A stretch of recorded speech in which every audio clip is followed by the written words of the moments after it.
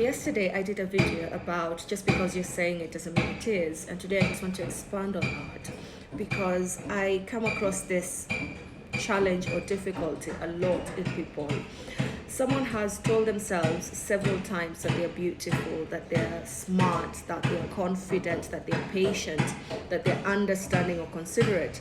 And then when it actually comes to a situation where those qualities are required, they fall short. But because they keep telling themselves that, they get into this conflict where why would somebody think I'm not considerate when I tell myself again and again I am considerate?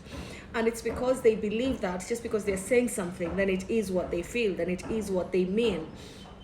And so a lot of times they find themselves in this distress or disharmony where what they tell themselves is not what they feel, but then they expect it to be what they mean. And so they can't understand why you would tell them you're not as patient as you think. You're not as good of a listener as you think you are. You're not as considerate or as sensitive. You know, sometimes you're very rude and cold. Sometimes you're very dismissive. Sometimes you are very punitive. And for them, because they want what they say to be what they mean, then they don't know how to distinguish the two because they've rationalized it in their mind that anything I say is because I mean it. And so automatically what is said is translated into what I mean.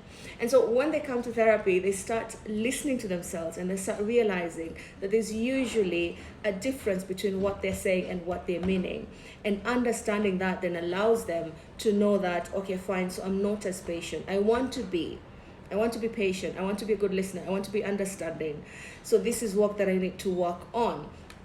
And when I'm in interactions that call for me to be patient, and that's the time for me to become aware that I'm actually deficient in this quality, that I'm actually inadequate in this quality, and I need to be a bit more patient with listening to people, or a bit more considerate with my words, or a bit more warm with my feelings.